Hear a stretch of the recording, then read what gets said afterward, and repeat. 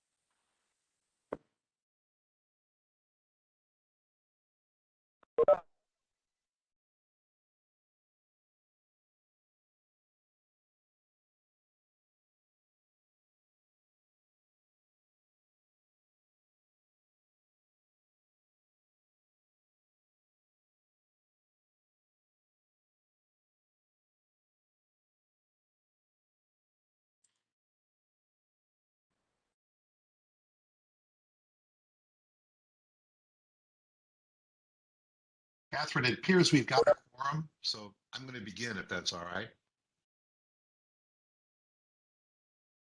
Okay, this is a meeting of the Wetlands Board.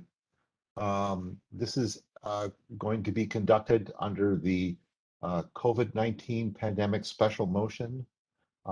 Given that each member of the Wetlands Board is participating in the meeting from a separate location, in order to verify that a quorum of members is participating, each member will confirm that through their voice, we will confirm that they're clear, audible, and an appropriate volume for all members to hear. Catherine, could you call the roll and ask each member where they are participating from? Sure. Good evening, everyone. Let's start with Bert Kramer. Bert Kramer, Mount Vernon District. Thanks. Dina Crumbling. Dina Crumbling from Fairfax County. Dean Costello. Dean Costello from Springfield. Our new member, John Collins. John Collins, Mason Neck. Doug Klein. Doug Klein, Mount Vernon District. Kim Larkin. Kim Larkin from my home in Alexandria, Fairfax County, Virginia. And Clyde Wilbur. Clyde Wilbur, participating from Springfield. Having established that each member's voice could be heard in every other member, established that there was the nature of the emergency has compelled these procedures. The fact that the board is meeting electronically, and that we are using WebEx as the form of communication. I move that the emergency declaration caused by the COVID-19 pandemic makes it unsafe for the Wetlands Board to physically assemble and unsafe for the public to physically attend such a meeting. And that as such, the Freedom of Information Act, FOIA, unusual procedures would require the physical assembly of the board and the physical public cannot be implemented safely or practically. Do I have, so I move that we conduct this meeting electronically, and the public can have access through the numbers published on the website. Do I have a second for this motion? Second. So I'm going to pass the gavel to Kim so that she may call the question. Thanks, Clyde. I'll accept the gavel. Is everyone in, say all the yays, say aye. Aye. Aye. Aye. Aye. And any nays? All right, so move to have the meeting electronic. Thank you, Kim. I'll accept the gavel back, and we will call to order. The first order of business is to welcome a new member. John Collins, welcome. Thank you. It's hard to believe, but I think you actually have surpassed Doug in having more books behind you.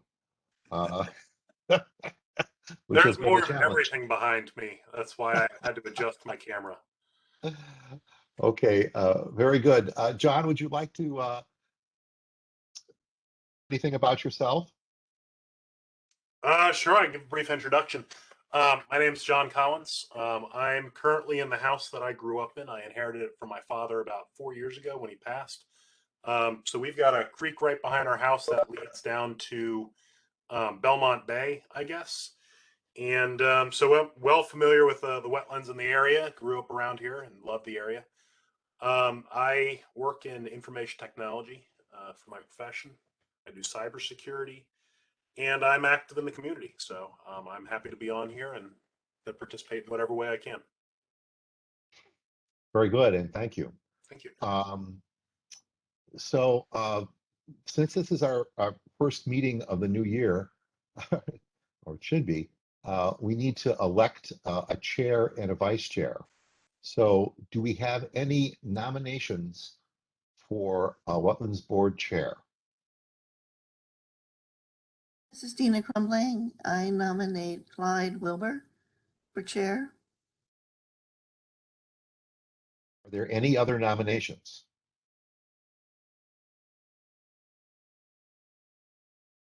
Hearing then, the nominations for chair are closed. And I will call the question. All those in favor of myself continuing as chair, please designate by saying aye. Aye. Aye. All those opposed? Anyone recusing?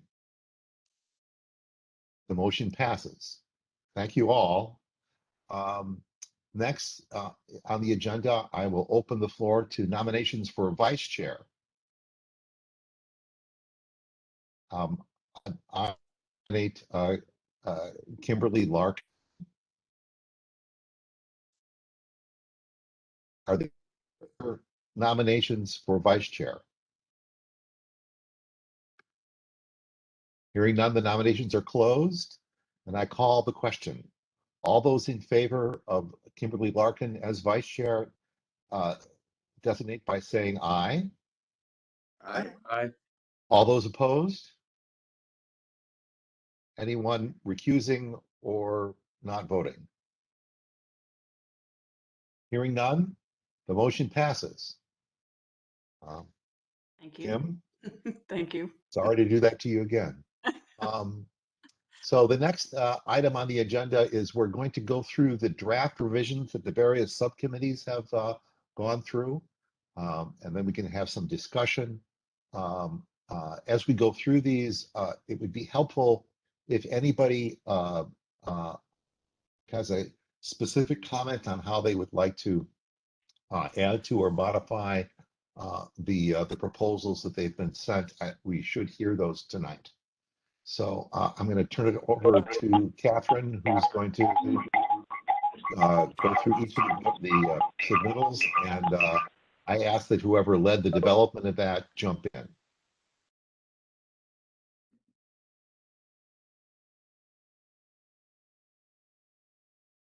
Catherine, if you want to go to the board manual. Yes, sorry. I just need to find my unmute button. Sure. So let me pull this up.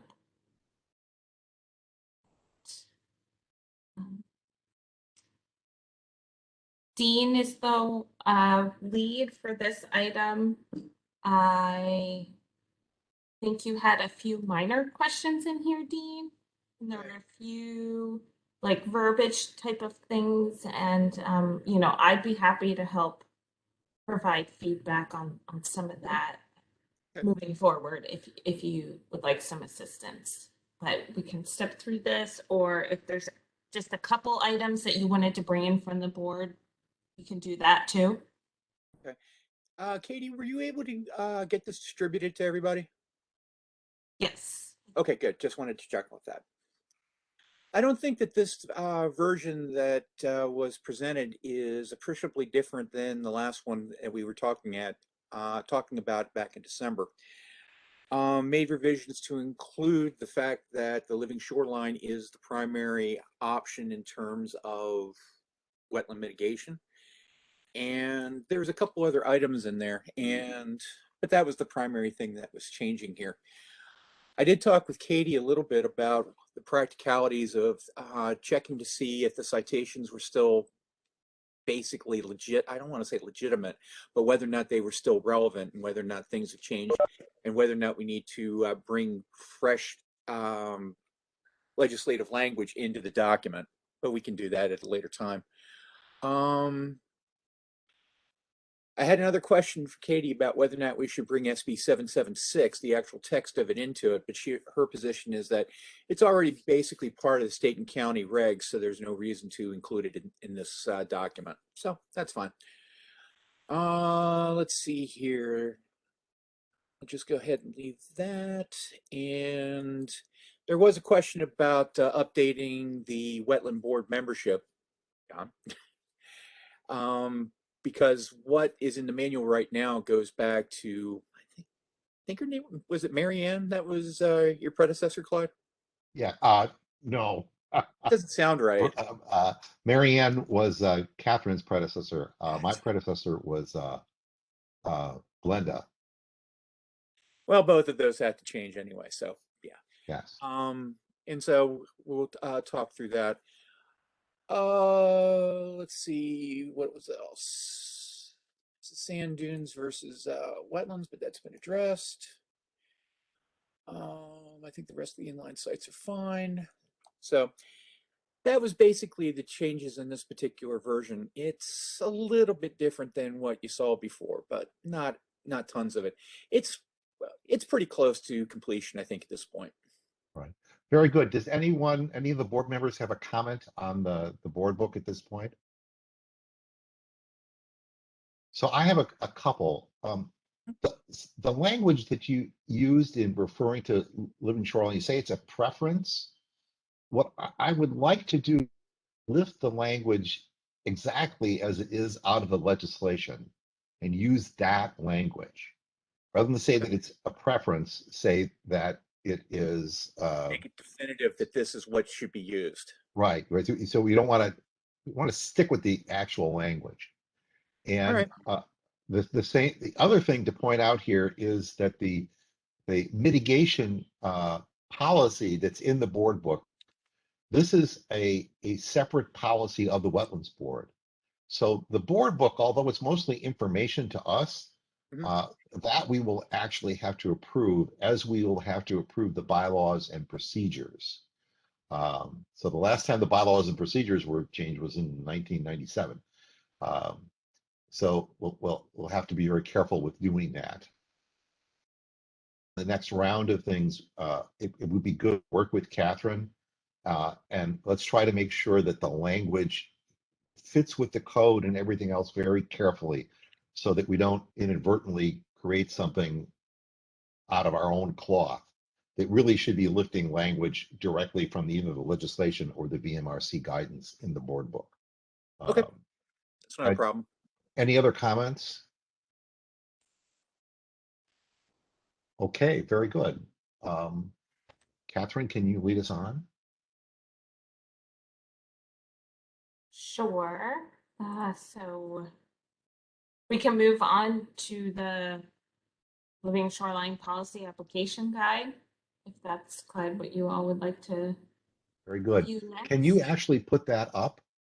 Yes. Now, Let's do that. I did get an email from Kim about 15 minutes before the meeting, 20 minutes Yeah, before the meeting. So this is the version that she marked up. I am happy to show this one or the version Great. that I emailed out earlier. Yeah, Catherine, mine was, I believe, track changes, so you could show probably what I changed. It wasn't a lot, but a few words here and there. Very I good. think that's what these red Yeah. markups are. Yeah. So I've got that. If the text is too small, please let me know. I can keep zooming in. So, go ahead, put it up when you're ready. Oh, you can't see it? Oh, No, it's showing the PowerPoint right now. okay. Hold on 1 minute. So while Catherine is doing that, let me explain to the board that when we get through these 4 different sections, I'm going to make a motion to authorize taking input from the board and from the county attorney, updating the 3 of these documents, the application guide, the supplemental information request, and the checklist, not the board manual or the outreach brochure, but those other 3 documents, so that they can be placed out specifically for public comment. All this is subject to public comment, but what we're really looking for is having a draft that the board members are to the point that we can actually do some public outreach and call for comment. So with that, I'm going to move this up so that I can see it a little bit better, which will make it look like I'm staring off into space, but I'm really not.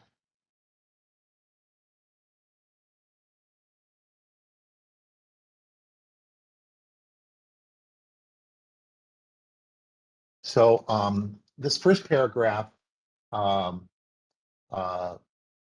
was really meant to just give an impression of what the guide is about. And I want to point out that the intention here is not to write a heavily legal document. There are no rules and regulations, no quotes of subsections and things of that nature. This is meant to be something that somebody who owns a wetland can read and kind of get the lay of the land on how things are put together here. So that's really the intention of this. I also want to point out at the bottom of this page something that's very important. Could you go to the bottom of the page first, Kim? So notice this, I'm going to read this. This applicant guidance expresses the Wetlands Board support health goal of protecting and preserving tidal wetlands. Tidal wetlands are governed by law and regulation of the Commonwealth and county ordinance. This guidance does not substitute for those provisions and is not binding. The use of non-mandatories like should, could, would, recommend, and so on is solely for something that's suggested or recommended, and it may or may not be legally required. And this is a really important point. The Fairfax County Wetlands Board may consider other approaches consistent with legal provisions of the Commonwealth and the county not discussed herein. So Deanna pointed out in the beginning of starting this process, it's virtually impossible to produce a guide to control every possible situation. This applicant guide does not try to do that. I've tried to keep it relatively short, although it keeps getting longer, so that a normal person can read it and kind of come to an understanding of what's going on. So first of all, I want to make sure, is everybody all right with this idea that this applicant guide is quoting regulations back and forth? Any on that? Yeah, so I like the idea of this footnote, and I actually wish it were more prominent. I wonder if we couldn't have a cover sheet that has 1 or 2 graphics to make it pop out and have that text in there somewhere. The idea is you're going to skate over that, whether it's a footnote or on a cover sheet, but at least on a cover sheet, it's going to be right in front of you, and you get some nice big infographics, and then you can get to the text. So in some cases, the way that this is done is there is a title sheet, introduction and everything else. I would suggest that we put this language right on that title sheet if you want to make it really prominent. And I wouldn't have Okay. it as a footnote. I'd have it, it couldn't be small text like subtext. No, But it'll you be do want it it'll right be there in the center. right. A good suggestion. We'll do that. And you Okay. could move, there's a graphic in here, you could move this right around there, so you've got something to grab your eye and introduce Yeah. the topic. Yeah, I think we can accomplish what you're looking for by putting it on a separate title page. So you can't get past the title without reading it. Yep. And we'll make it dominant. I'm certainly okay with the language that Kim has suggested here. Let's go on to the next page unless someone else has a comment. So this graphic, I think, was provided by John. Someone else had John, provided that. There was an image on top of it, and I was stripped it? there was the overlay. But yeah, So John, you've also added this reference to the link, and I'm okay with putting that link in the supplemental information guide, but I really would like not to have people have to go someplace else when they're reading this. I want it to be really standalone. And yeah, there are two graphics that can go in here, this one and the other one that shows the general area. And I think, John, the reason you felt that the other graphic was maybe inappropriate is it was overly broad. It might show some people to have tidal wetlands that don't. And I yeah. would like to go back to either that graphic or one like it. I'd much rather people err on the side of thinking they have to call us rather than missing it. But I understand your concern.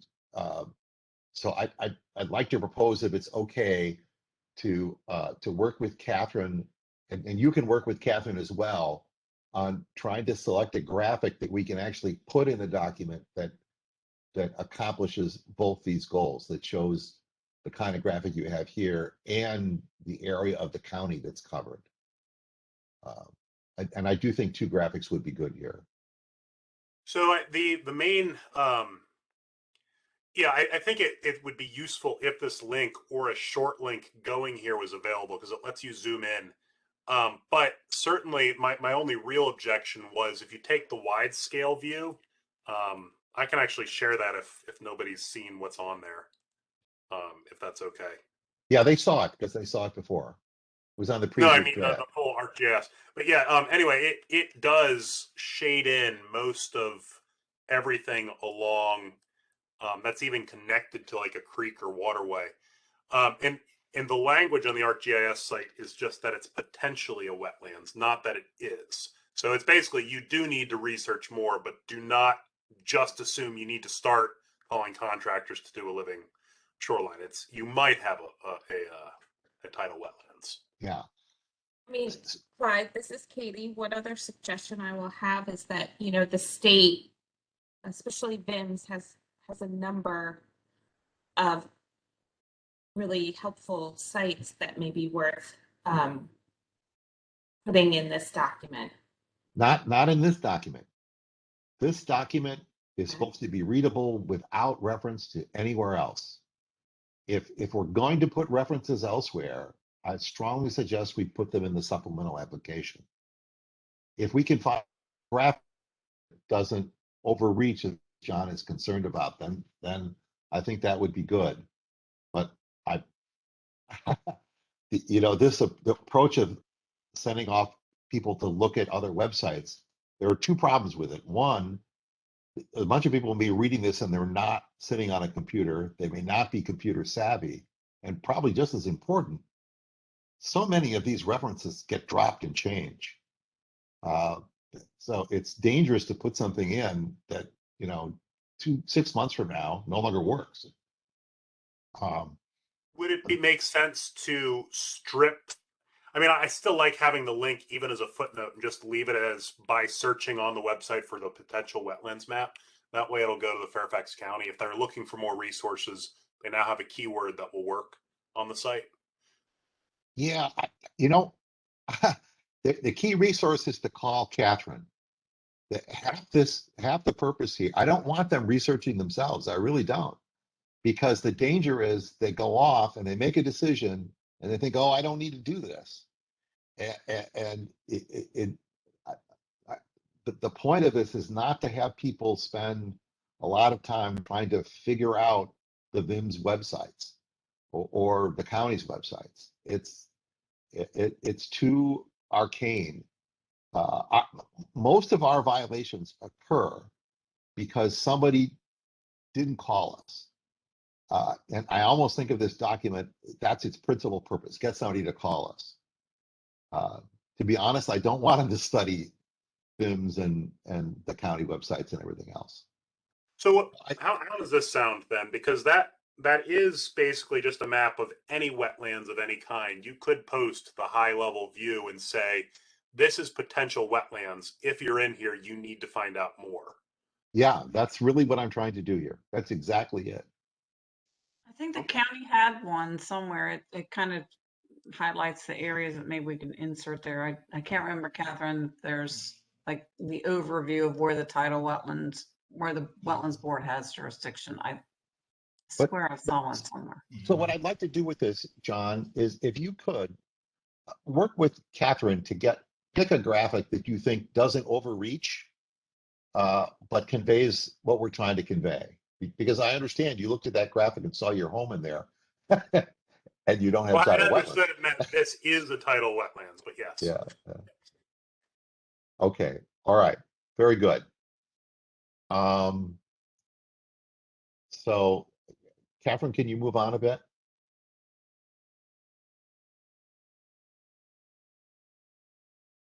So, this is pretty straightforward. It just, call us. Yeah, I just added some data. It just said tidal wetlands, but to me, a lot of people won't understand that the beach, the mud flat, the whatever. So pretty much if you're located next to a tidal creek or river, you Yep. need to call us. Yeah. That's fine.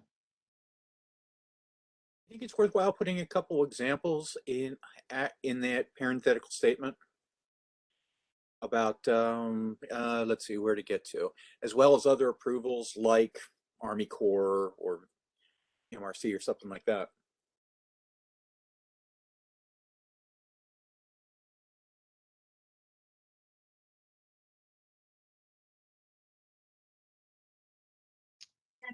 We mentioned the joint permit application.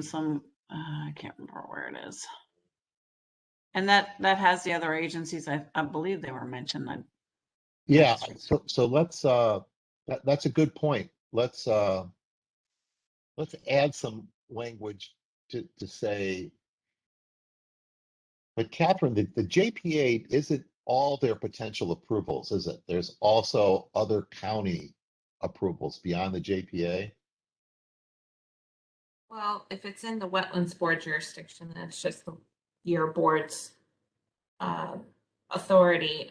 If there's a project that would impact the RPA, then yes, there are additional reviews of potential projects that may occur in the RPA that are needed outside of the Wetlands Board jurisdiction. Depends on what the project is. How about this? Attached to this is a list of rules and regulations. It's just going to be a list. It'll be an attachment to this.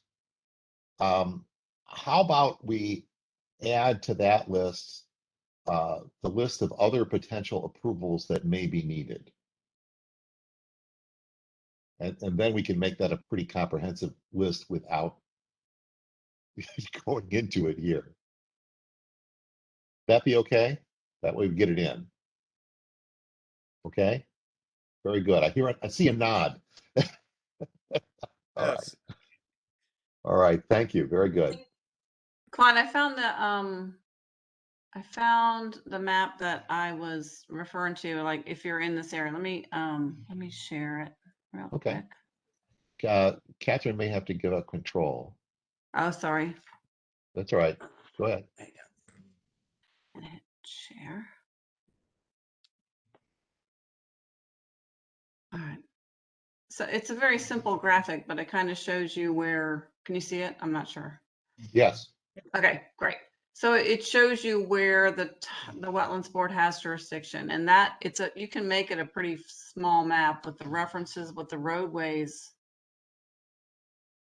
I think that's helpful. We could even, cut the top part of the county off really, but to make it fit. But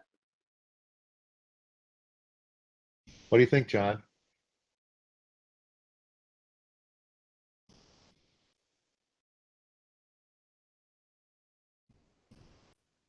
I think it focuses well. yeah, okay. Pretty good. Right. Yeah, I'll take a look. All Okay. right. Very good. I'll stop sharing. You can go back to the. There we go.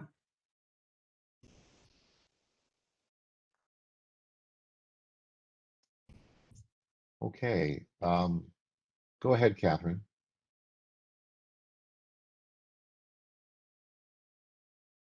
This describes the JPA, and it has this very rough applicant guide flow sheet. Catherine, comment on this. Does this look okay to you? These arrows to show the flow direction. Yeah. Yeah, agree on Includes error. some errors.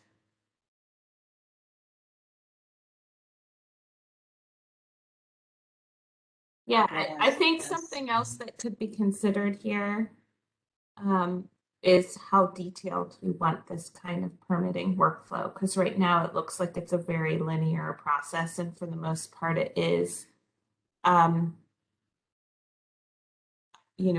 We can leave it as that, or we can add additional information about how resubmissions are distributed, or how you all,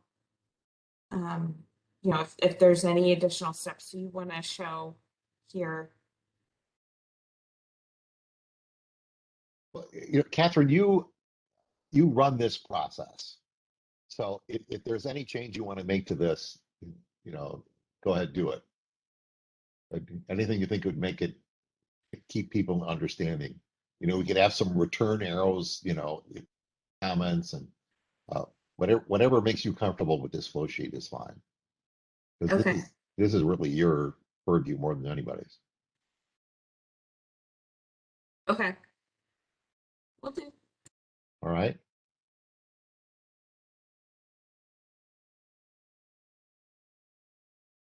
So I did this very compact compared to how the stuff actually reads, overviews of the laws and regulations and guidelines. I also didn't make too big a deal about all the interim laws that have been passed and updated, because we're kind of past them. So any comments on this? So Clyde, I just changed the zoning ordinance. I kind of changed that wording a little bit because I was a little concerned with, are more likely to receive favorable consideration. I just said they need to address it in their application, so in their submittal. I think I don't want to indicate whether or not they're going to have a favorable view until we see the project. So my goal there, and maybe we do it a different way, was to convey that we really need to they need to tell us what the public and private benefits are. And it is language about this in the supplemental form. I guess I'm trying to find a way to stress that you don't want to just drop us a JPA without addressing this issue. Because this is really the central job of the board, is to balance those things.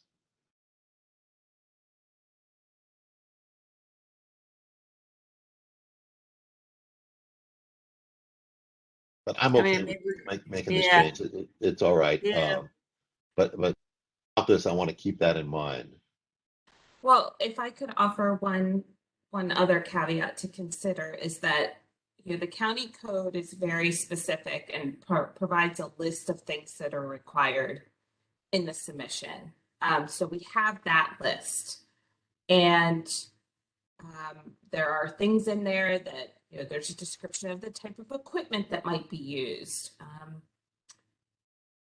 Primary purpose of the project. So, and in that spot, it does reference, it says a complete description of measures to be taken during and after the altercation to reduce detrimental offsite effects. But I think if we're going to say that in chapter 116, the county code, if it says that that you have to document the public and private detriment, if that occurs for a proposed project, then we have to make sure that it actually says that. So if someone has done that check against the actual language in chapter 116, then that's fine. Then we can check that box. I just want to make sure. I think that might be a little bit of what Kim's trying to. Yeah, I see your point. So let me discuss a little bit about permit applications that we've gotten over the time I've been here. This is the most difficult thing to get out of the applicant. It's surprising that, they'll come in and they'll give you all this information and they'll just skip over this. They just leave it blank. And they end up coming to the hearing and we don't have it, or we have to go back and request it from them. I would like to stress that it's very important that the applicant do this. Well, how about Can we say- But maybe it does that right there, because it just says it's important for the wetlands owner to understand that we're required to make this determination. Maybe we could say it's incomplete without it. The application is incomplete without it. Yes. Yes, yes, Kim, I like that. Let me work on some exact language for that. Yeah, we've got the zoning ordinance twice, so we can just cross out the Yeah. other one. I just noticed that. Yeah. Very good. Yeah, I don't know why it's there twice. Yeah, we have to cut one.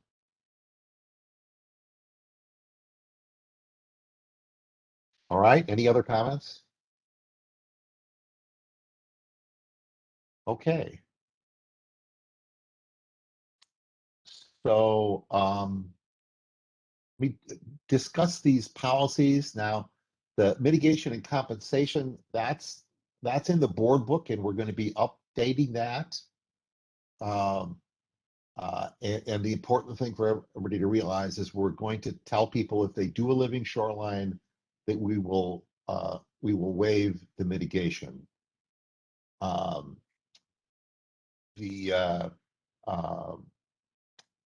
The bylaws, those are also in the board book that it's being reviewed. And we do have some updates that are going to occur to that. The model permit application, I don't recall, do we know about this, Catherine, at the last meeting? Maybe not. So there is a project going on in Little Hunting Creek right now that is being conducted by Fairfax County itself. They're building a sewer line underneath the Little Hunting Creek. And their final permit was approved approximately 3 weeks before the 2020 law went into effect. So they got a permit right before these new requirements came into place. I've talked to the county staff about this, and the water, wastewater, stormwater division has agreed to assist us by developing a model permit application. It's going to be at least 6 months before we see that, but I'm hopeful that we will get it, and then we'll have something probably based on the Little Hunting Creek project that can be used to convey to people the kinds of things, the resources, where they can find things, something other than just a list of rules and regulations. They can actually see what we can good permit application. So this may be new to many of you. They didn't talk with you much about this at the other meeting, but any questions about this? Okay, and we have the supplemental information document, which we're going to discuss in a minute. So this next part is perhaps the heart of this guidance. We are in this policy suggesting that the Wetlands Board can look at different levels of permit application. The first is quite simple, no permit needed. And I'll come back and discuss that in a moment. Emergency repair. The emergency repair is actually controlled by a VMRC regulation. And the commentary by VMRC on the emergency repair is it almost never gets used. And the reason it doesn't get used is you need to have a public health official declare an emergency. And as a practical matter, it just hasn't happened here. So we have no history of doing it. So all I really said here is if you think you have an emergency, call us. So the next one here is an erosion control structure maintenance. And what is implied in this is that if no existing wetlands are impacted, and I think that the county attorney suggested to us that we change impacted to covered, because that's the law that is in the ordinance, that a permit application may not be required. So the thing I want to point out about this is that I have, by discussion and comment from VMRC members and others, that simple repairs of bulkheads and riprap, several wetlands boards elect not to require a permit for such repairs, even though they may be working in wetlands.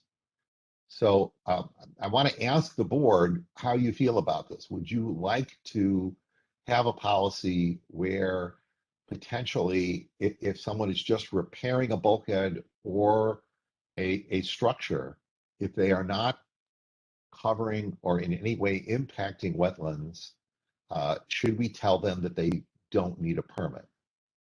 That's a discussion item right now. Doesn't it depend on the level of repair?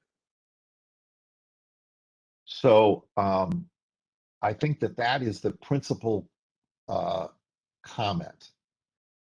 If we tell people that they obtain something without needing a permit, that could apply to somebody who's fixing a board, one board, or it could apply to something who's replacing 10% of their bulkhead, in which case they're ripping out boards and disturbing things. And so my tendency is to think that it's better to tell them that they should at least talk to us before doing something like that. And I am reluctant to put in the policy, the guide, that simple repair does not require a permit. They may get there. They may end up not requiring a permit, but I'm struggling with this one a bit. Can you add text along the lines of the level of a permit required will be determined by the wetland board as a function of the extent of the repair or something like that? Yes, that really kind of is the point of all of this. And when we get to the checklist, you'll see how difficult it is to make that decision. Yeah. Yeah, I mean, other agencies use the words currently serviceable structure. It has to be, not in a state of disrepair, it's minor. That Other agencies use those kind of wording. I think it gets in the weeds too much. It would be easier if it just came before the board. And if it Or just, or at least before staff. Yeah. You know, having been on, so for John, for your edification, when we have a potential permit, we often go out and visit it, and Catherine will look, sometimes the BMRC person will come up, and we offer to all the board members an opportunity to visit, you know, the sites that or applications are required. And I've been on a couple of these visits where the VMRC staff looks at it and says, you don't need a permit for this. You don't. Or the Wetlands Board is outside of this. You only need a VMRC permit. And often these decisions are made, you know, at the site. They never come before the board at all. I think I would not like to tell people that that's going to happen to them just because they're doing some maintenance. Clyde, if I can just share some nuggets of information, I contacted one of our compliance supervisors, directors within LDS, and asked her specifically if the county had definitions of the terms repair, maintenance. And she said that the county does not. Obviously, when they're coming across compliance issues, even related to RPA violations or proposed projects in the RPA, what they do is they basically try to apply a consistent discretion, and it's based on a case-by-case basis. And they look for, you know, based on the proposed maintenance, is the associated disturbance or work limited in scope, and is it performed at the requested activity level, i.e. is someone completing a project with or completing maintenance as they stated. So I will just share that information that the county code does not have these items defined, and Okay. so Well, we can work on the language of this section. And Catherine, if there's language we can use from other sources in the county, would like to do that. But I would like to poll the board. Do you want a in here or not, that if you're doing minor maintenance, no permit will be required? I might suggest, because it sounds like one of the concerns is somebody says, well, my retaining wall or my wall is failing, but I know that the laws won't let me replace it. So why don't I do it one board at a time? And then that's a minor repair, and then I skirt the regulation. I suspect if somebody wants to do that, they're going to do it no matter what, and then they're going to get in trouble. I think you can leave it sort of broad and say minor stuff may not require a permit. If you're unsure if it's minor, it's best to contact the Wetlands Board. Because See, if I tell them if they're unsure, I'm asking them to make their own judgment. Well, they're going to have to do that anyway, don't they? No. They ultimately have to judge whether whether they need to call us, and if they're wrong, they could get in trouble. I mean, We could tell them in this applicant guide that if they're going to touch their structure, they must call us first. That's really what I'm asking. But that wouldn't be a reflection of the regulation, because that's not quite true. Yes, but I get to say that because it's a guidance document. And that's really I hear what what I you're want. saying, but I hear what you're saying, but if the guidance document comes across as so strict and so beyond what the regulation requires, there's the risk that people just aren't going to use the applicant guide at all. That's true. you call that So strict? you think we should say that they can make their own judgment about whether they have to call us? Well, because again, at some level, we're trusting that they're going to read this guide and make the judgment that, yes, I might have a tidal wetlands I should call. We do have to trust them at some level. And again, if they're wrong, there are penalties for being wrong on that. So John, I understand your point of view on this. Let me poll the other members. So, Clyde, there might be a solution that meets both the worlds here. You say, if you are considering repairs, please first consider contacting the Wetlands Board to determine your level of permitting, et cetera, whatever. Right? Yeah, It's I think not that's all. telling them they must. You're saying, if you are going to do this, please get in touch with us, and we may help you avoid a whole lot of paperwork and headache later on. That's all. I actually say that in the very beginning. What I'm struggling with here is saying that, so yes, we do that, Bert, and I think that's correct. But should we tell them that there are repairs that don't require a permit? And my conclusion about that is no.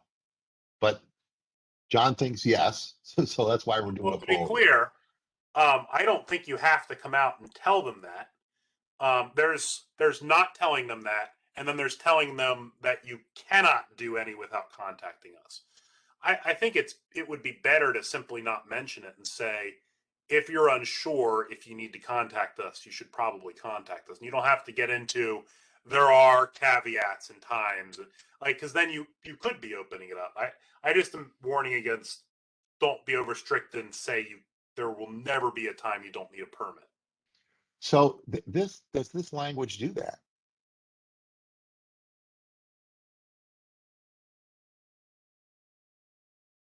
I think if we leave the last sentence and kind of get rid of, after the second sentence, leave that, but get rid of the supplemental information package, and if no, and those two following sentences, right? And leave the last sentence, and I think that's sufficient. I like that.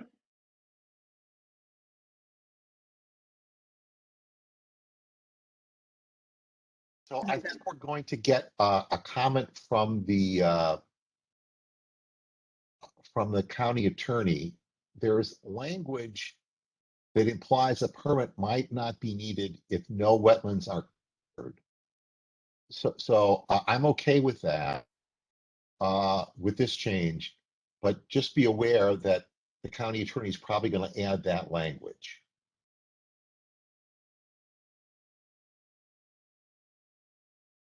So that, is everybody okay with Kim's suggestion? Which is cutting what's highlighted, yes. Yes. So Kim, can you make that cut and resend it to us with your new? Okay, very good. Thank you. A useful discussion. This next one is, an obviously failed control structure. And we are also giving a time limit on how fast that they have to get to us.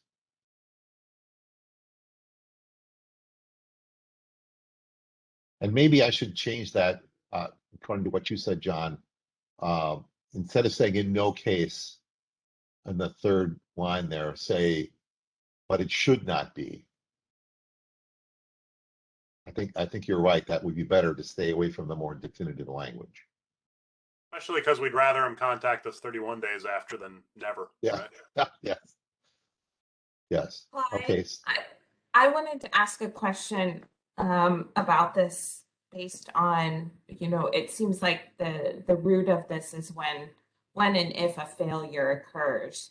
So how would the board envision this kind of situation if maybe failure has happened over the course of a few weeks, a few months, even a few years, where there's now vegetated wetland plants pretty established behind or on the landward side? Then they're into the next category. And that's part of the reason for saying, but it should be no more than 30 days. If somebody comes to us and it failed a year ago, they're into the next category. But what do we have for a disaster? They have to contact us within 30 Wiping out days. multiple property owners. Yeah, do they have to contact us within 30 days? Or at least that's what we're suggesting here. They should contact us within 30 days. Now, if they can, again, I'm sorry the emergency procedure doesn't work better than it seems to. But I think both the homeowners and we are stuck. You can't get into the emergency procedure unless you get a health officer to declare that there is an emergency, a health emergency. Right. But I have to admit, I'm having problems with the should. It just seems like that is just asking for people to game the system. But this is guidance, right? This is not a shield against the county coming after you. Like, if you don't follow the regulation, you can't turn around and say, well, the word should was in a guidance document, right? You're still going to get in trouble. Maybe, maybe not, because that might be some kind of defense for the individual. It's like, hey, the guidance document said I should. It doesn't say I have to. It doesn't say I must. It says should. I'm thinking through having to write guidance documents in the past, and that kind of stuff comes up all the time. That's all.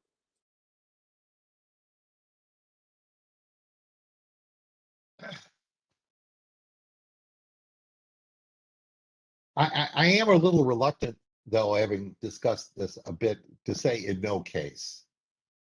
And this is guidance. So we could say typically that should be within 30 days.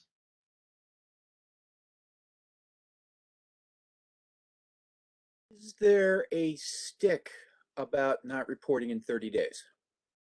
So the stick is the overall ability of the Wetlands Board to say we want a full application no matter what.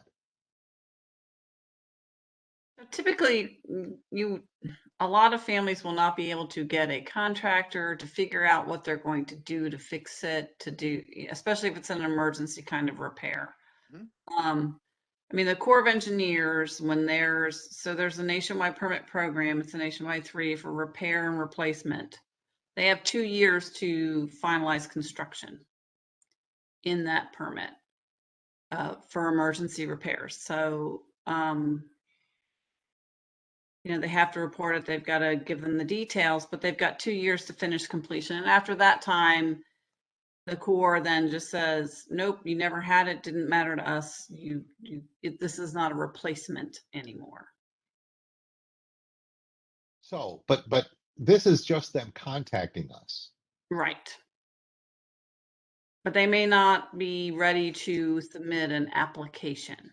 Yes, we're not asking for that. We're just Okay. asking them to contact us. And the more we talk about this, having listened to everybody, I think we ought to change the language to typically.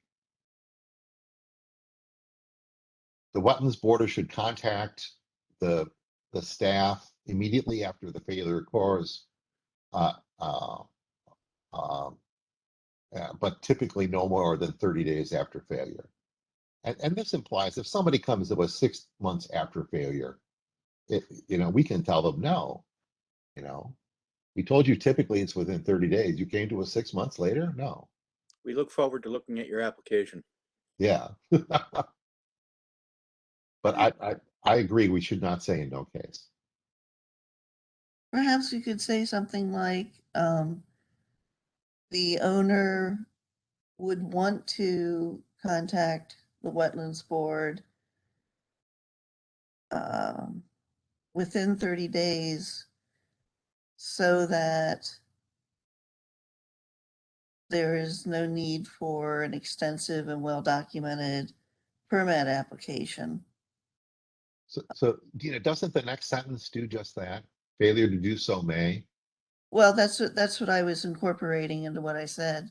That Yeah. it would want, in other words, make it sound positive. The wetlands owner would want to contact the board within 30 days of failure in order to avoid the need for extensive and well-documented permit application. So sort of like the carrot, if you do this, you can avoid other problems, which is what you said earlier. Mhm.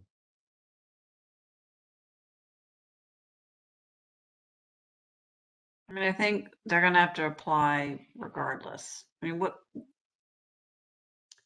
I don't know. I think they're gonna have to have a well-documented permit application. I'm just not sure. Well, that depends. Yeah. We might.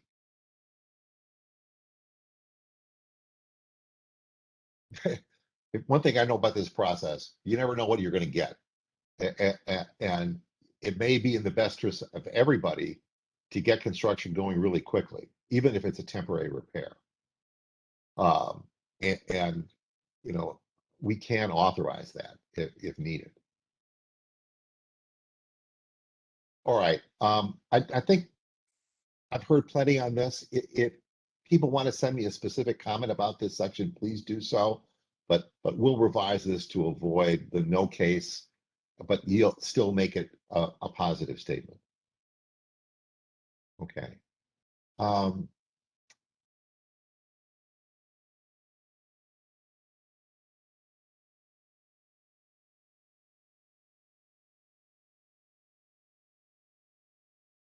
we um, looking at using like the 500-year storm for the future tide levels? So the language of the BMRC regulation says that for every project, you should show the projected tide level for the duration of the project. They do not give you a specific year.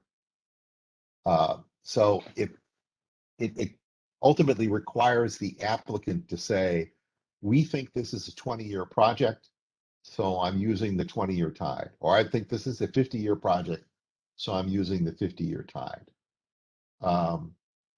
That's what's in the BMRC guidance. Now, we could jump into that ourselves and, you know, tell them something different, but I don't know what better thing I would tell them. And I'm kind of hoping that the example permit that we put forward discusses this and says, you know, we used this because we think this is a 20-year project. If it was a 50-year project, we would have used this.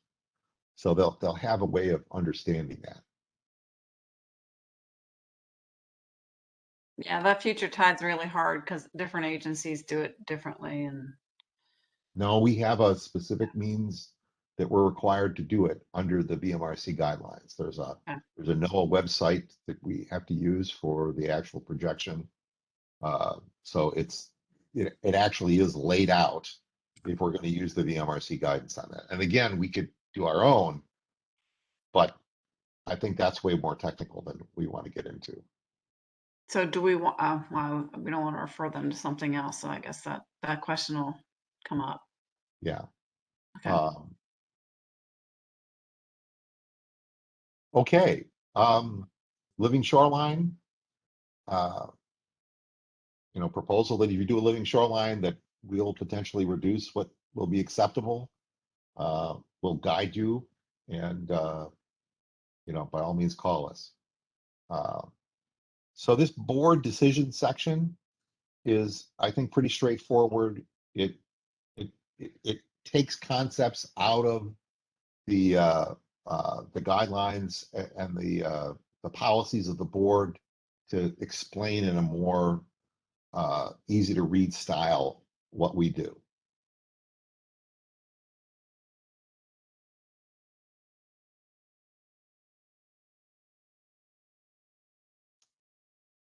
Okay, what else? We have 2 more pages, right?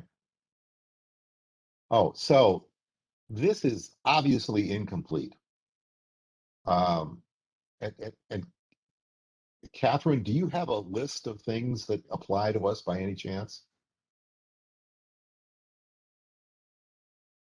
Well, I could certainly help put this list together, but so this list is, we just asked the question, so I'm clear, is this to include VMRC? And is this, so this is comprehensive for regulations, policies, and guidelines. So are we including any VIMs? Looks like you have a space for it. So you Yes. just want to capture it Yeah, all here. Yeah, I would like to make it as comprehensive as possible. And this is also something we could ask VMRC and VIMS to give us, what should we list in this? I think it's a reasonable thing to ask them for that.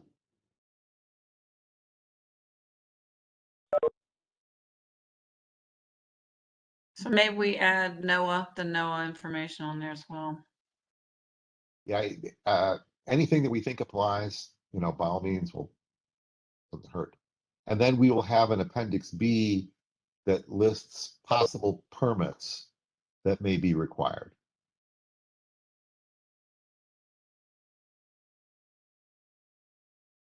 Okay. All right. I would like to move next to the checklist, if that's okay. Sure, just give me 1 second. Sure.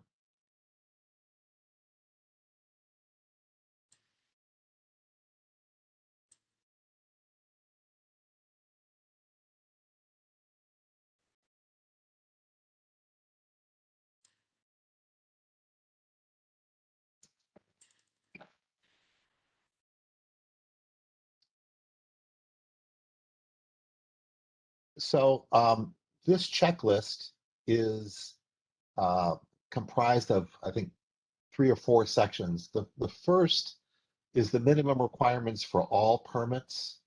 And this is the language out of the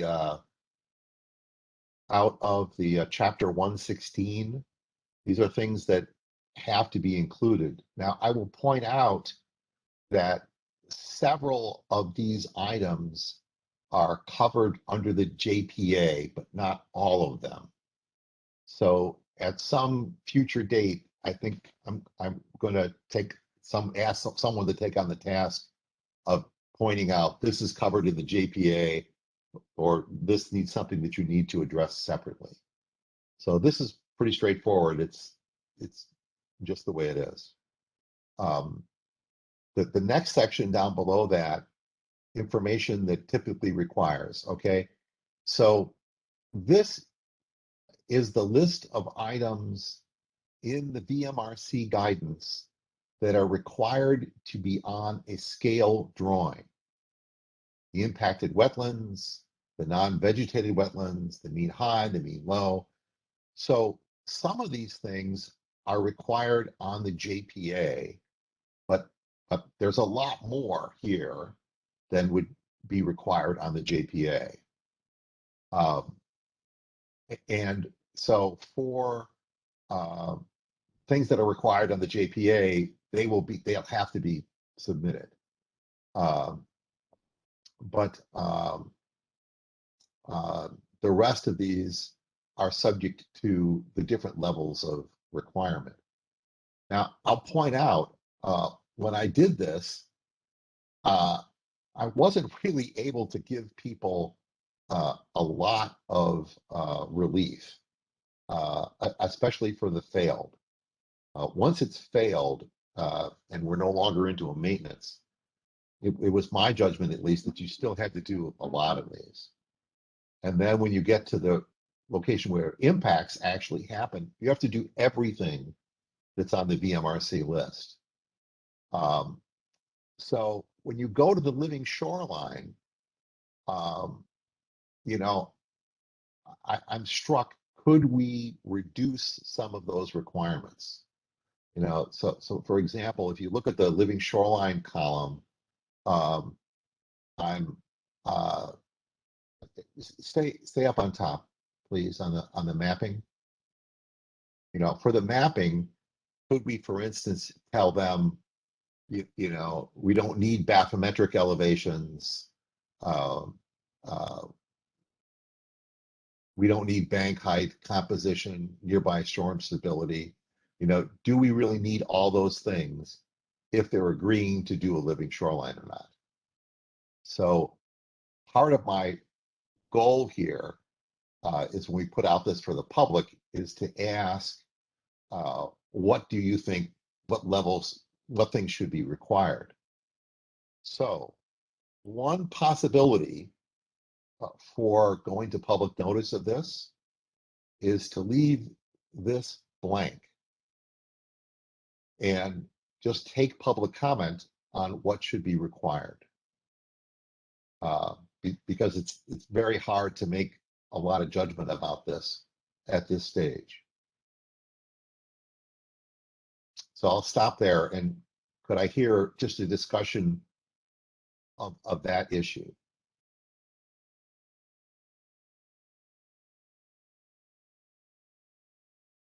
I think we need the bathymetric just so we can understand the slope of how close they are to the channel, even for a living shoreline. So if you're close to a channel and it drops off really quickly, that's kind of be the limit of your, your project.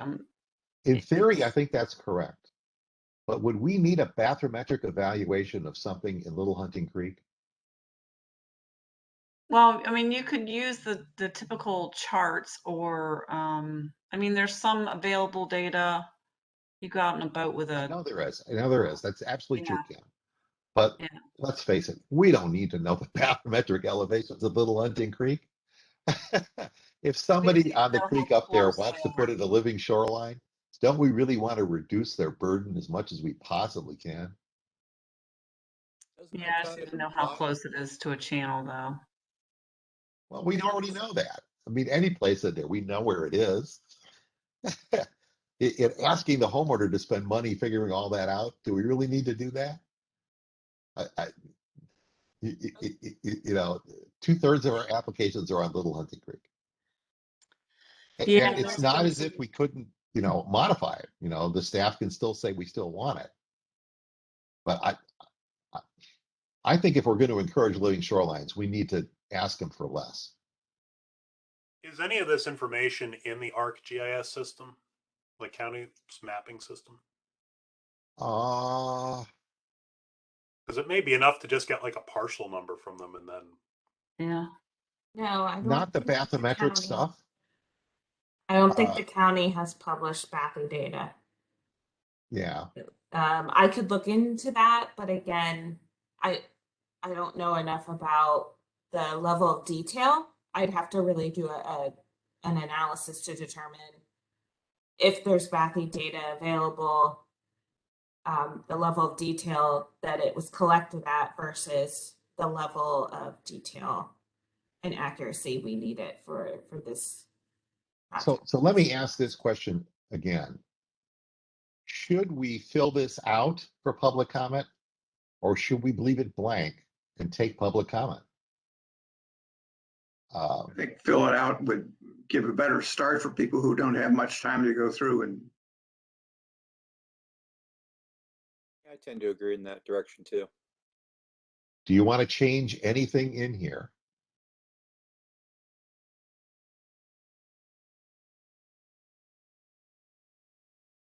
Seems it's all relevant, unless you want to break it out into like something like Little Hunting Creek, where it's a relatively small scale project versus like something on the Potomac or something on the Occoquan. I don't know if we want to go that route. Well, one way to do that, you notice in the living shoreline, I've listed staff as like a resource to answer that question. I would put staff in a lot more places here. What are you thinking? Say again? What were you thinking? Which ones? Well, running down the list, certainly the bathymetric, the fetch exposure. We know what the fetch exposure is. We know everything in Little Hunting Creek has a fetch small enough that you could install a living shoreline. Bank height, I don't think it's relative. A bank composition, we don't need them to go out and have some geotech tell them what the composition is. Proximity to buildings, yes. Upland use, yes. But bulk weight, no. Most of these things, I think, can be eliminated, or at least reference to staff.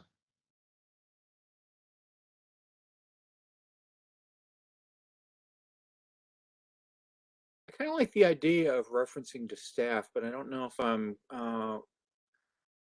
quite so happy about it being eliminated at this point, because I'm just trying to think about different projects and how I I'm can fine see with how that.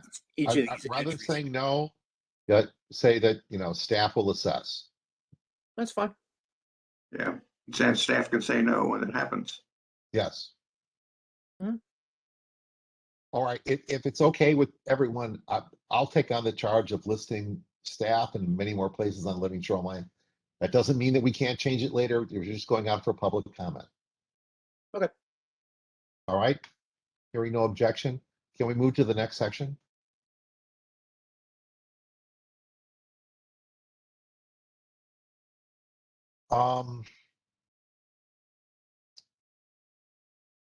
So there are a series of other guidelines that aren't listed as a part of the mapping requirements, but are in the VMRC guidance information. There is actually the specific VIM shoreline recommendation, whether there's SAB, the storm tide range, which kind of seems to me like should be almost universal for Fairfax County, right? Erosion rate, and design wave. I think with the erosion rate, I think we could have maybe historic erosion rate or something, you know, more reasonable that you could see or verify on aerials or some sort of evidence. Like we bought the property, this is what it looked like, and now it looks like, you Right. know, this or But something. for example, do we need erosion rate for the maintenance of a bulkhead? If the bulkhead is just been maintained, it hasn't failed, there's no erosion rate.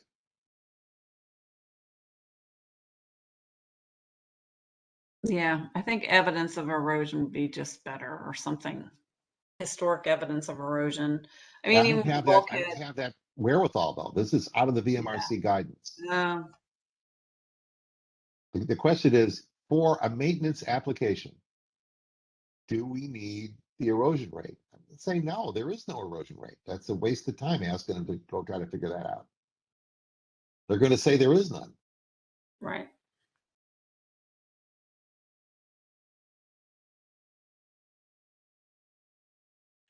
For maintenance, I wouldn't have any problems with no's for the bottom three, the storm tide range and the design, as well as the design wave. Okay. Yeah.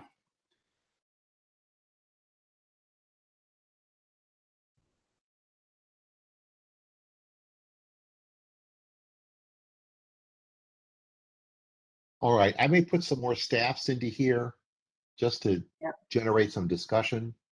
But if you're okay with me playing around with that a bit, we'll keep the guidance you've given me. So the rest of these are items that are not specifically in the VMRC guidance, but are items that have been mentioned by VMRC staff, VIM staff, other staff, other public, as things that the Wetlands Board may accept as reasons to consider benefit and detriment. Property impacts, adjacent property impacts, septic system impacts, loss of trees, which is an issue we have with the current permit, cost to remove the erosion control, cost to install a living shoreline, sea level rise impact on the property. So this next one, evidence that the existing controls were installed is permitted. That seems to be a general concern on the part of the public. Did you really get a permit here originally? And it's also a question that I've heard asked at VMRC hearings. So that's why that's there. Time to notify the board of erosion damage. This is also something that has come up at VMRC meetings. If a person waits 3 years before telling you, then there's a problem. But if they did it right away, they get better consideration. Environmental betterments other than the living shoreline, but then just the general public and private benefit and detriment. And then finally, one of the aspects of the new law and also incorporated into the VMRC guidelines is that even if you do not build a living shoreline, you're asked to include living shoreline elements that are feasible.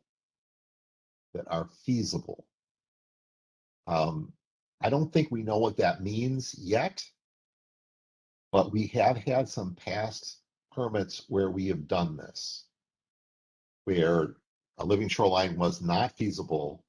A new bulkhead was being installed, but we still required some living shoreline elements be installed.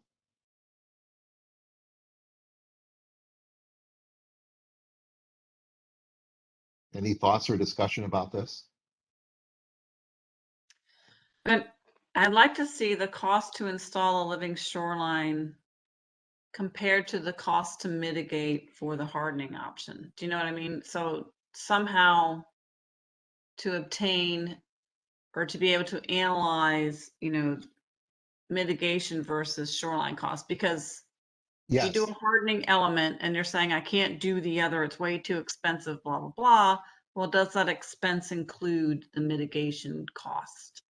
So somehow we've got to be able to weave that in. Because living shorelines, we're saying we're waiving the mitigation cost because you're creating those kind of systems. I think that'll even out some of the comparison, although living shorelines are very maintenance or. So the JPA requires an estimate of cost. So we will have that information. You want, in addition to that, the mitigation cost? Yes. But don't we know that? We calculate the mitigation cost. We do that. Not Yeah, them. we could look at that. I guess that's something that we need to be able to make sure that that's in the comparison when we Yes. look at that. So somehow, yeah, to include that. Because I think some people are a little shocked when they, have a small amount of wetlands, but you got to mitigate for it. And Yes. that's maybe the assessed mitigation impact could be something that I include in a staff report, if that would help. I think that would be helpful. That way we can really see the full cost of the project. If we're being told that living shorelines are way too expensive and we can't do it, for us being able to say we're looking at the full cost of the project, not just what it is to build it, but to, So yeah. perhaps, Kim, this would be a really good brief discussion to put in the applicant guide. That the board, if you are not proposing a living shoreline, we will want to know the full cost of a living shoreline versus the full cost of the project you're proposing, including mitigation costs. Yeah. So we could put that in the applicant guide to make that logical. Okay. Does that help? Yeah. Okay. All right. I just want to caveat that that's something that traditionally county staff has presented or can be shared with obviously the Wetlands Board. And whether that's been done in the past during a public meeting or in the staff report, like I said, I just want to make sure that I can get that information to the applicant if it's something that you think they should consider as they're preparing their JPA. Mm-hmm. It might be hard for me to calculate some of those impacts if we're not clear on if we're still trying to work through the nuances of what a proposed project is. I'll just say that we might have to explore this a little bit more in the future. Okay, very good. Like right. there's a trust fund now for mitigation, and we can, at the most utilize the trust fund. Anyway, there's options, and Catherine, we can talk. Very good. Can we go on to the supplemental information guide?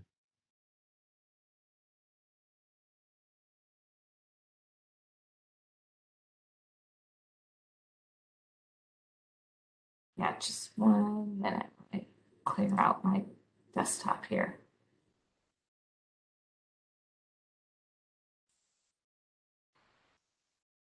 Sorry, hold tight. I have to share and unshare each time. Sorry. Okay, here we go.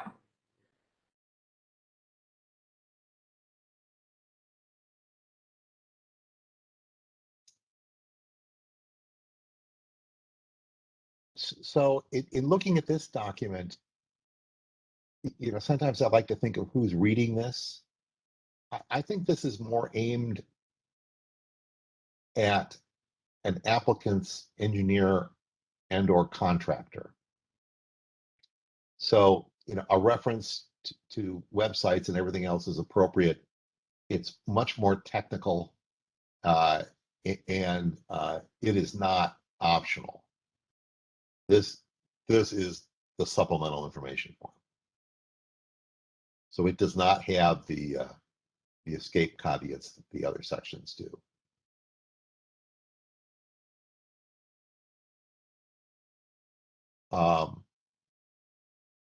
We moved a little bit of the justification language from this into the applicant guide, but I don't think we changed much of this, right, Catherine? It's mostly the same. I don't think we got many comments on this from board members. Right. To this point. So I did take out the reference to the comp plan. Do people think we need to have that in there?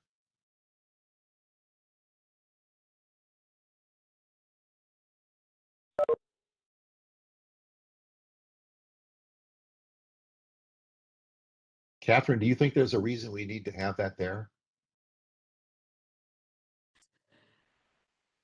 I honestly don't think so because all of these documents are being updated. Yeah. And it's just a repeat of what's already in the comprehensive plan, which is that, we're following the MRC and BIM's guidelines, and yeah, I think we've got it covered. So I don't want to confuse people with providing another resource unless they are really interested in the comprehensive plan. All right, very good. Go ahead.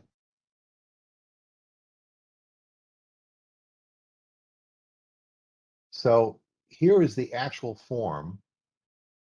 Now, one of the aspects of this is we have this big long checklist, which has much more. So when this form was put together, all we had to do was hit the stuff that's required by county guidance. And you'll see number 1 on here is the public and private benefits and detriments of your project. But as you go on through this, we list additional requirements, and the list, taking this form,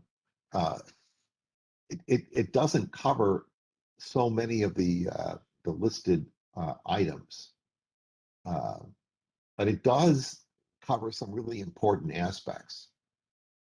So I'm, under the checklist, there are some things that may or may not be required. My first thought is to make this first part of this the minimum requirements only, and then say at the bottom of it, additional requirements will be based on the following, and then use the checklist and say this should be discussed with staff before you fill this out. Any reaction to that? Catherine, what do you think?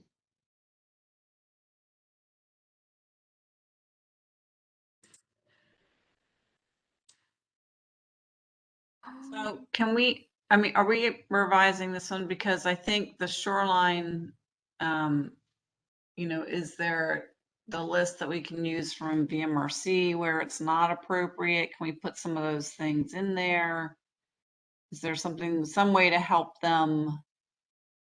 Because not a lot of people understand what a living shoreline treatment is and where it's not suitable. So if there's a resource we can point them to help them. I mean, if we're talking this as maybe the contractor, perhaps the contractor would, they're going to go, yeah, no, I don't want to do a shoreline. Forget that. That's, Yeah, if there's a way we can point them to a better direction right. for those So- resources. Let me mention this again. What I'd like to do is revise this part of the supplemental form to match the minimum county requirements. And that includes the, making a showing of whether a living shoreline is suitable or not. That's on that list. So this would be pretty straightforward. I don't know if we would try to do it with the open blocks like this, or just tell them that they need to report on this. But then we would have to add to this the checklist additional items.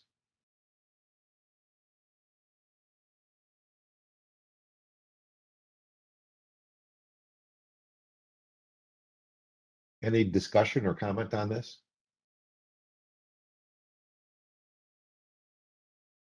So let me poll the group here. I would like to take this written portion of the supplemental form, which is similar to what it was before, and revise it to make sure it covers the minimum county requirements.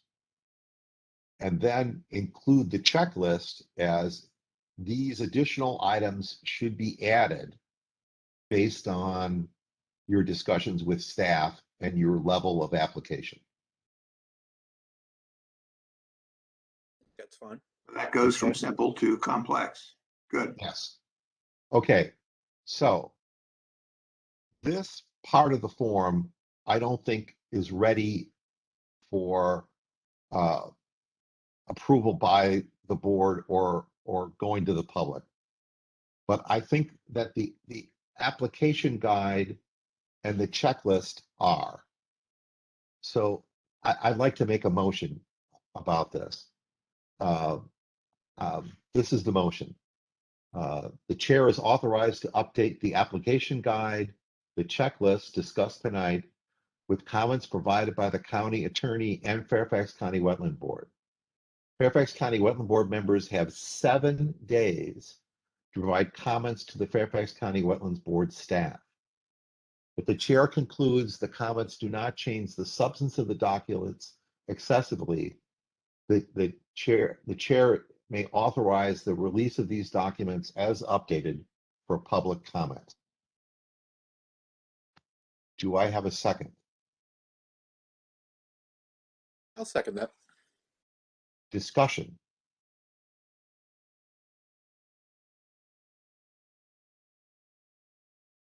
Any discussion?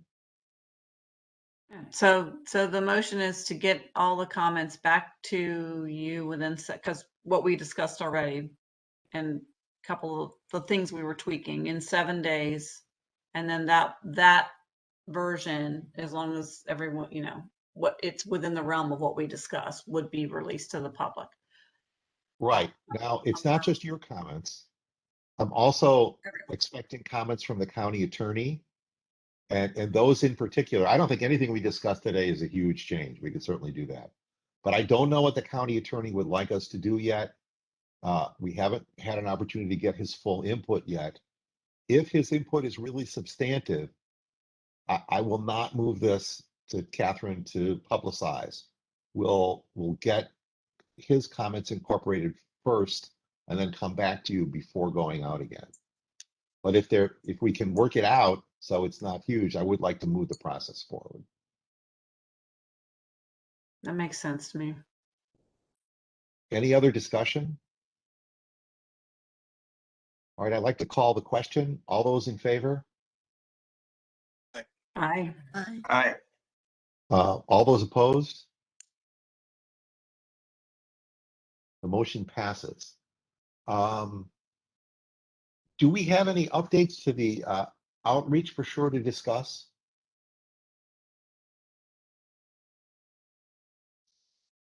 I think it's been hard to do much with this until we get further along with these other documents. Who's in charge of the outreach for sure? Is it Dean? Was that yours? I only had the manual. Ah, It might have okay. been me. I'm pardon? Sorry. It could have been me. Yeah, but you had the application, the supplemental information request, didn't you? All right, so let's Clyde, it confirm was Doug and I. who's in charge of each one of these. So, Clyde, the, it was Doug and I. okay, all right. So Doug, are you the lead? I don't think so. Who is the lead on the outreach brochure?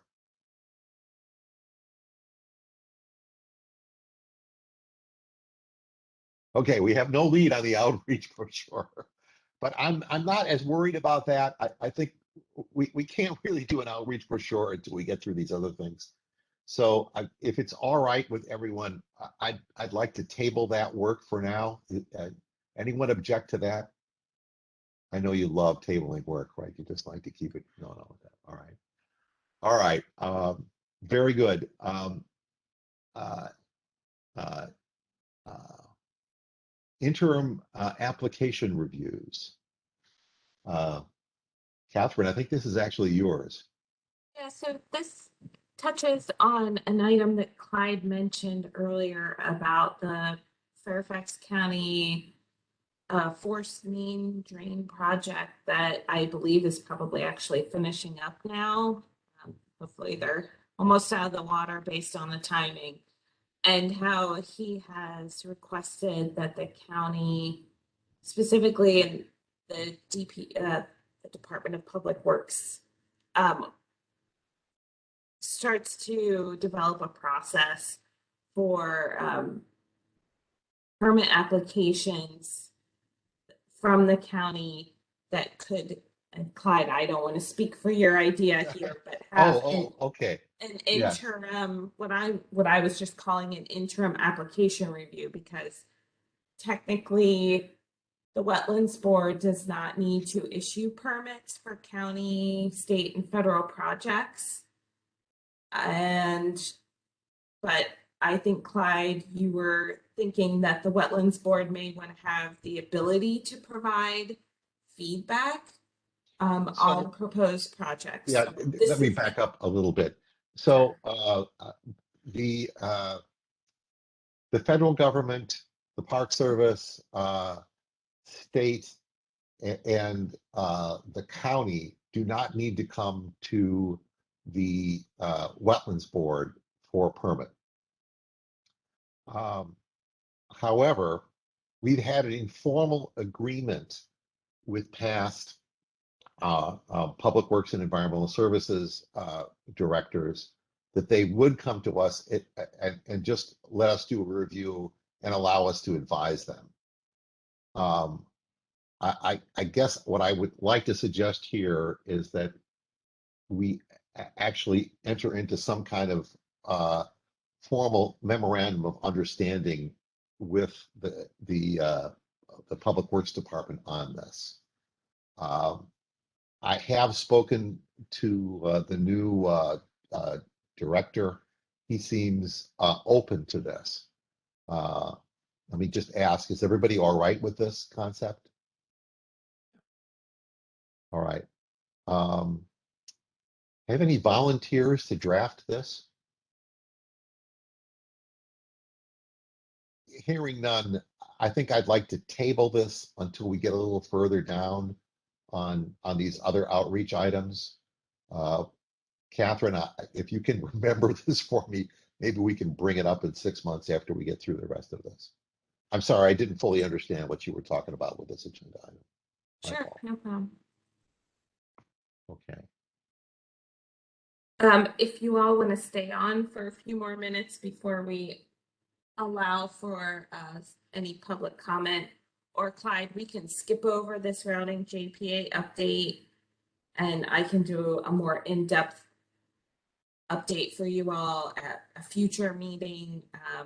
It's kind of up to you and how, based on the timing and. Right. That's fine. And in the interest of getting to the Comet Power Group before 9 o'clock, could we just quickly do the meeting minute review and approval? Because Oh, sure. I would like to do that. Could someone move the meeting minutes?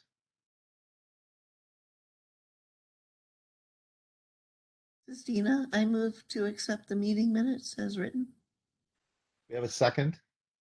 Second. Discussion? Anybody have any comments on the minutes? Hearing none, I'll call the question. All those in favor? Aye. Aye. Aye. All those opposed? Meeting minutes are approved. So I'd like to open it up to public comment. Catherine, can you minimize your screen so we can see who's here and ask them to introduce themselves? 1 second, and let me give me 10 seconds to unmute some of our folks from the public who are calling in, just so they have a chance to do that. So I see one hand raised. I believe that is with Glenda. So Glenda, I believe you're unmuted, and Larry will get you next if that works. And typically we provide speakers 3 minutes. So, okay. Glenda, the floor is yours. Okay, thank you. Can you hear me? Yes, we can. Thank you. Okay. Yes. Sorry, I'm not quite ready cosmetically. None of us are. All right, these cameras up close. But thank you very much for having a public meeting and having a public comment opportunity. You know, I was on this board for, I don't know, maybe 20 years. And I chaired it for many of those years. And so I say that because I really appreciate what you're going through and the details of it. And it's a very arcane area of the law. And it's just, it's not an easy public service job, let's put it that way. So thank you for serving, and thank you for inviting us. I did not review the document that you just went through ahead of time, so I really can't comment on it very specifically. I mean, if it's publicly available, I'm happy to provide more comments. But for now, I just have a couple of points. The Fairfax County Wetlands Board adopted a living shorelines policy, I believe it was in 2007, to give preference to living shorelines. I didn't see that in your document. It may be there, I just didn't see it. And we were the first wetlands board in the state to do that. And that's long before, you know, the state law was changed. The second thing is I applaud you for urging people to contact the staff. Again, this is a very uh, arcane area of the law from the point of view of most average people. And it's not an easy thing to navigate. And so I do think that your documents to encourage people to work with staff is very important. On the issue of repairs, I know this has been a bit controversial in light of the new Living Shorelines law. I support the current law. I support giving Living Shorelines preference for a lot of reasons. I encourage you to include in your document the Attorney General's opinion, which confirms that the normal maintenance and repair are permitted as long as no further wetlands are covered. So I just think that's a very basic underpinning to this issue of whether people can repair their existing structures. And finally, you had some discussion about the application of the Virginia law and the Fairfax County ordinance to local, state, and federal projects or applicants. I'll just say that that was a great frustration to me. In my experience on the Wetlands Board, the federal agencies were very cooperative. We considered applications from the Fish and Wildlife Service for the Mesa Neck National Wildlife Refuge. We had, I think, 2 from Fort Belvoir. And so they complied. I mean, they came to the board requesting permits. I would urge you, and this I'm going to throw you a ringer here right at the end, but I would urge you to urge the Board of Supervisors to support amending the state law that exempts county projects. I just don't believe that the county should exempt itself, or I believe the county should comply with the same requirements that they expect from private applicants. So I think that's it for now, and thank you very much for inviting us to participate. Thank you, Glenda. Okay. Thank And, you. and I also say we should, Glenda, really appreciate your long service to the county and to the Wetlands Board. Thank you. Yeah. Thank you. Larry, I believe your hand was up next. Go ahead. Okay, well, first of all, I want to thank you, as Glenda did, for having this meeting and having it be open, which it should be. And I really appreciate the fact that you're getting at some really important issues that I wish had been tackled earlier. It's really good that you're trying to deal with these issues. I think if we can come up with clear guidance that is giving people clear direction and is as unambiguous as possible, I think that's a very positive thing. I also think it's important to get this information out for review. I believe that it's even required under Virginia law. The Virginia Freedom of Information Act, I believe, requires that information shared at public meetings be made available to the public. So, and in the spirit of trying to build support and agreement on all this, I think it's important to involve the public, and I appreciate your efforts to do that. And I also appreciate all the comments Glenda just made. I thought they were very thoughtful, and I thought they were constructive and helped to build agreement on things. So once again, I thank you all for doing this work and appreciate the progress that you're making. Thank you.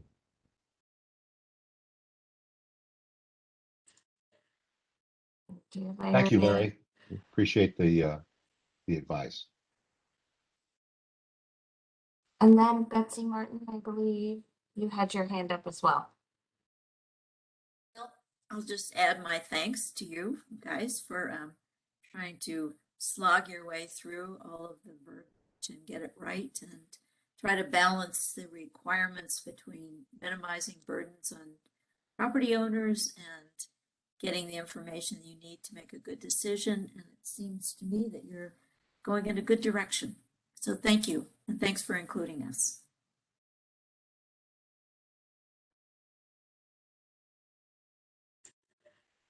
That's it. All right.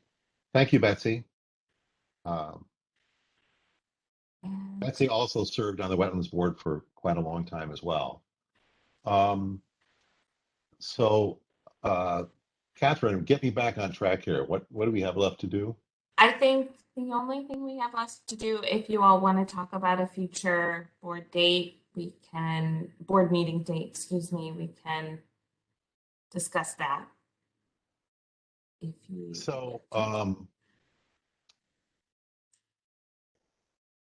It's going to take some time to update these documents, but if they are substantial changes, I would like to get back to the board pretty quickly to look at those. I'd like to tentatively schedule a meeting 4 to 5 weeks out. How does that sit with people?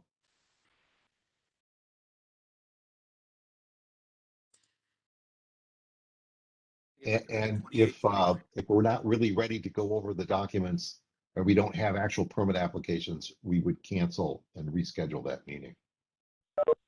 So, So Clive, I had a question, just a question Yes. about just setting up the next one. So if we put this out to public comment, we're going to hold a meeting after to have discussion, or I guess we're a couple weeks out from having that happen. And good, you just reminded me and Catherine of an agenda item that we were going to add.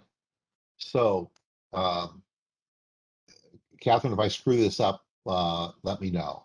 So step one here is we update the document, the documents. If it's acceptable, not major changes, the next step, well, let's just first say, let's say there are major changes and we have to come back. We would come back at the meeting a month from now. But assuming that's not the case, or after we do that meeting, the next step would be an outreach step. And we have a checklist of people to do outreach to. We would publish the docs on the Wetlands Board website so that they can be seen. We will take written comment from the time that we notice people for 30 days. We will then do a short responsiveness summary to the comments and a second update. And then that second update will come before the board for discussion, modification, and or vote. Catherine, is that close to what we discussed? Yeah, that is. I guess I would just say, I think Kim brings up a good point of when exactly do you all want to flesh out your comments, and you want to collect any further comments from the county before these documents are posted? If so, how much time would that take? And then post the documents for 30 days. And then where does the next meeting fit in that? Do you want to have a next meeting before the documents go out for public comment, or after all comments from either each other or the county or the public are collected? Kim, am I kind of maybe re-saying what you said earlier? yeah, I'm just trying to figure out what we envision as the process and kind of where Like if we're assuming there's going to be major changes, we're going to bring it back to a meeting in March, roughly. Right. If the lawyer has a bunch of changes, that would be March. But if not, if we all get our comments in 7 days and we can compile those, maybe Catherine, you send those out for one last, I don't know, everyone to take a look at. And then at that time, publish it. I just trying to walk. No, through no, I'm sorry. Let's not over confuse this. So Okay. assuming that the documents don't have a major change, we'll move to the outreach. We'll call for 30-day comments. We'll write a response to that, and we'll have a meeting on the comments. And I think that's as far as I'm going at that point. So that would be April-ish, some point, Yes, probably. correct. Okay. And I would need time if we're gonna get, 15 sets of Right. comments. I'm gonna need time to compile those, and then you all will need to decide if you want your own time to review them Right. before the meeting happens. Right. But we would do that at a meeting. I think my intention is to discuss the comments at a meeting prior to scheduling the next step. That makes sense. Yeah. So at the moment, we're only scheduling a meeting 30 days out. The idea that we have to do an update to these. If we don't, we'll go to public comment and schedule a meeting after that, which will be at least 2 months from now. Okay.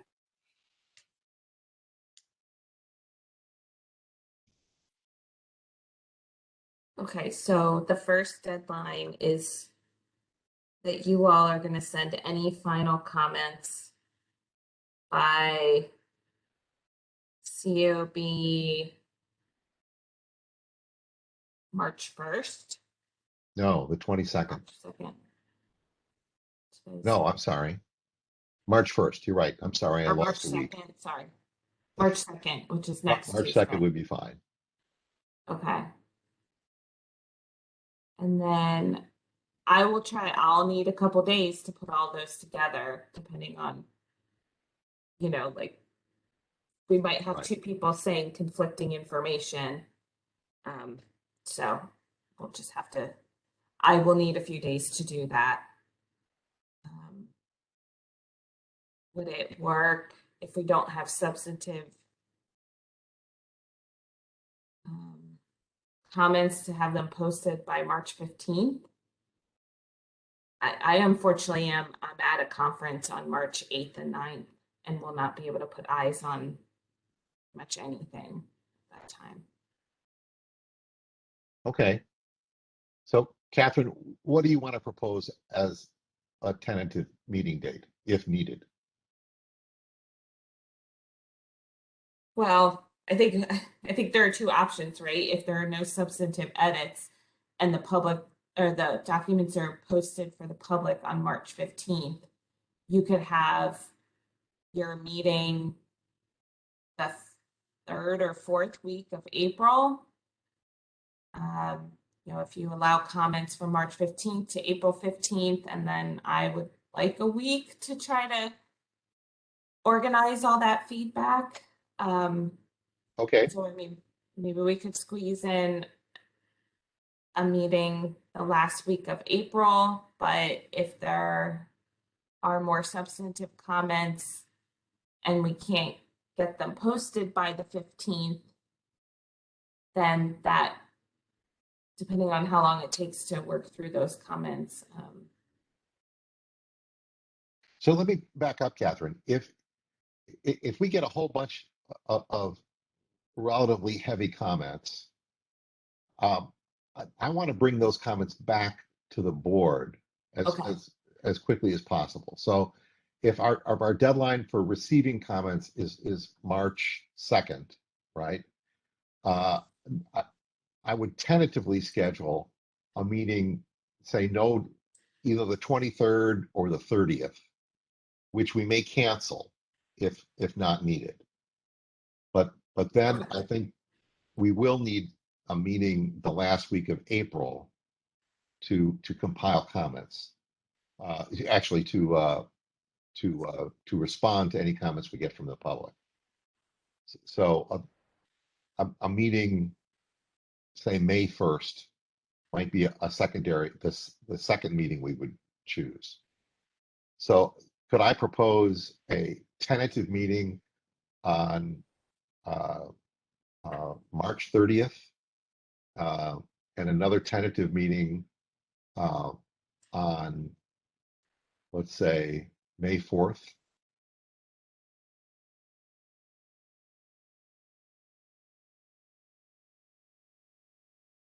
Do those dates work for people?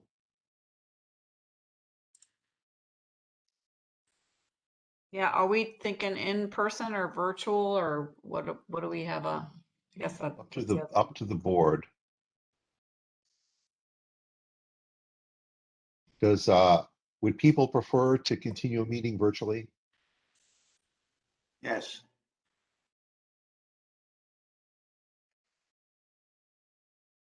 Yeah, allows for more flexibility. All right, so I'm willing to meet in person if everybody is vaxxed and will follow the county guidelines for masks. However, if anyone on the board would prefer not to do that, without explanation, you don't need to explain it. I'm perfectly happy to continue with virtual meetings as well. So it sounds like we have at least one person who would like to continue virtually, so we will do that at least through the next meeting. Okay, sounds great. Catherine, does all that work for you? Yeah, I checked the dates. That works for me. Very good. So to go around, I'd like to just touch base with everybody. Let's see. It's kind of in reverse order here. Kim, do you have any additional comments you'd like to make? Not at this time. I think I'm good. I'll get Good. the edits to you this week. Excellent. Doug? No comments. Dina? Dina, are you still with us? You're here, I can see you. Deanna? Oh, she's silent. John, what'd you think of your first meeting?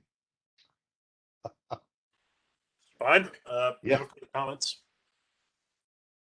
Okay. We had invited Mark Eversole. Mark, did you ever make it? I don't think he did. I tried Yeah, to keep an eye and I I'm didn't not see him. surprised. Mark Gorey, who is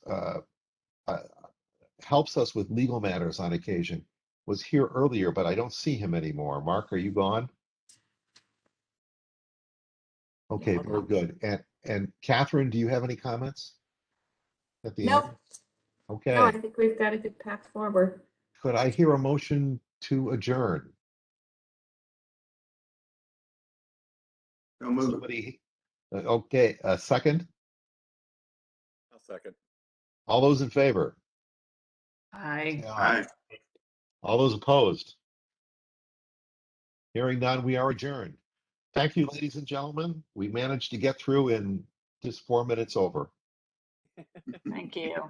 Thank you all. Yeah. Take care, everyone. We'll keep at it. Thanks.